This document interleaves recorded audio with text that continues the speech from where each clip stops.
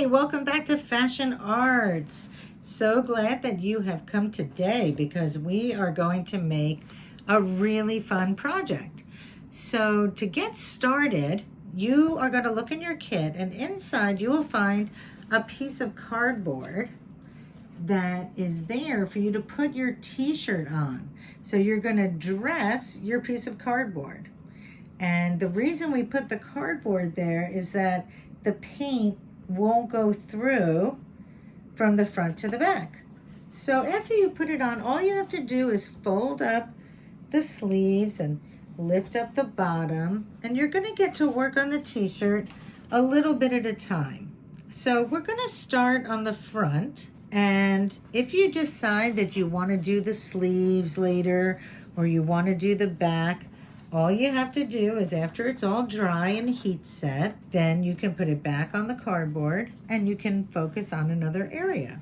But when you're starting this, you just want to focus on one area to begin with. So we're going to focus on the front.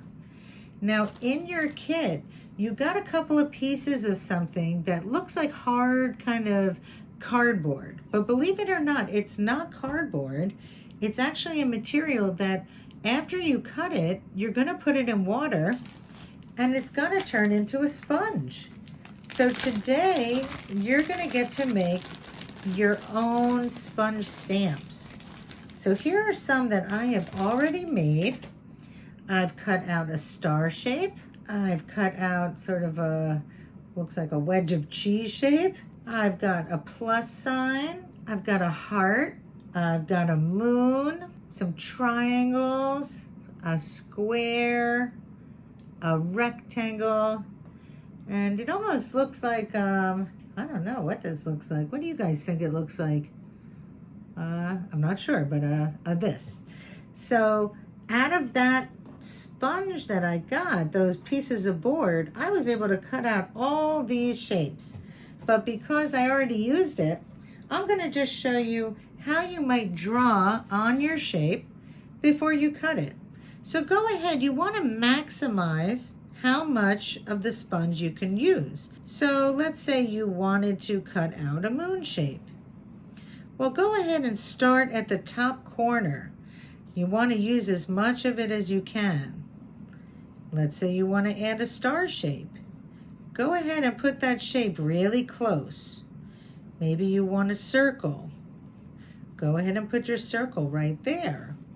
What about a sunshine? A sunshine could be cool, right? So maybe I want to do all kinds of sunbursts, and I can cut that out. I could cut out my initial. So I can go ahead, my initial is an S because my name is Sandra. So I want to go ahead and make sure that I draw that S big enough so that I can use it and you'll recognize it. Let's see, what other kind of fun shapes could we do? We could make a flower shape. So look how many shapes I have on this piece. I would be able to have so many stamps that I could use again and again and again just by putting the pieces nice and close together. And you might even save some of the scraps in case you want to make some smaller ones. Like for instance, since you were making a flower, and let's just go ahead and cut that out. I'm just carefully cutting right along my outline. But let's say I was going to use this flower in my paint as a stamp, but I wanted to put a center in it, you know, a little center color, like a yellow inside of it.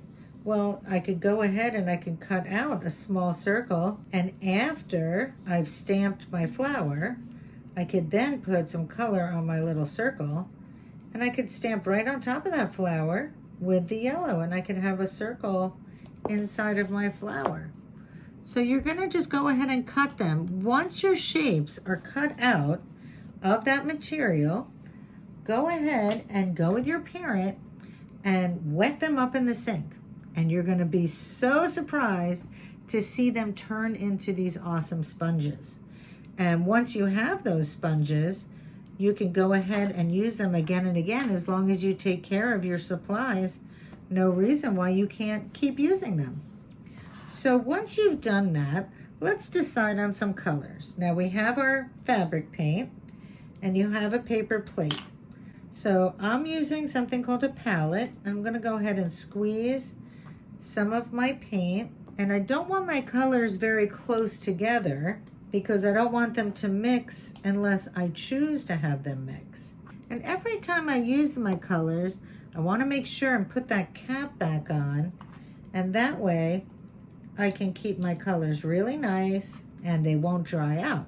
Now you also have some white. So let's say you wanted to make a different color blue than what came in the bottle. You could add a little bit of white to it and you could have a new color. And you could do that with anything. You can mix the green and yellow and make a different kind of green that would be real pretty. And why don't you go ahead and see what would happen if you mixed red and yellow together? What color do you think you'd get? Same thing with blue and yellow. That will give you a surprising color. And even red and blue together will make an interesting color. So go ahead and try any of those color combinations. And now take a look at your t-shirt. What kind of design do you want to make? Do you want to put stamps all over and have it be a random pattern? Because you can certainly do that. Or do you want to have a pattern that makes sense? Like let's say I take my heart and I can put hearts all around the neck. I could take my next one and do another row. Lots of different things I can do. So you might want to think about that before you start stamping. But when you're ready to go, you're going to squeeze that water out of your stamps. You want it to be damp, not wet. So you don't want it to be dripping. And you're going to go ahead and press your stamp into your paint.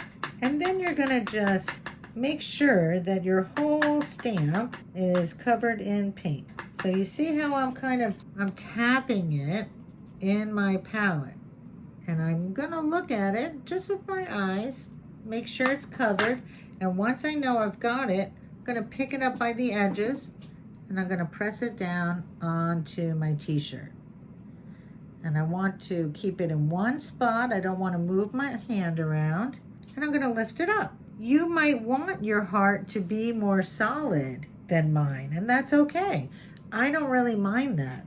So if you want it to be more solid, you're going to need to use more paint.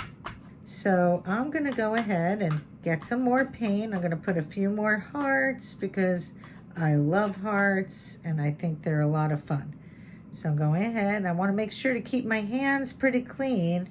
If you notice that you're getting paint on your hands, you want to get up and wash them because you don't want any marks to get on your t-shirt that you didn't put there on purpose. So now I'm going to mix some yellow in with my red. Just remember I talked about how that can make a really cool color? Well, let's see what color it makes. So I'm doing the same thing. I'm just kind of tapping it around. Want to make sure I get the whole thing covered. So take your time with this part. And let's see what color the red and yellow made. I'm going to go ahead and try it. And I want to make sure that I'm pressing down the whole sponge. And look at that. It made orange. How cool is that? I think that looks really great. So I am going to go ahead and maybe make one more orange since I still have a bunch of red and yellow paint that I can use. And I really like the orange.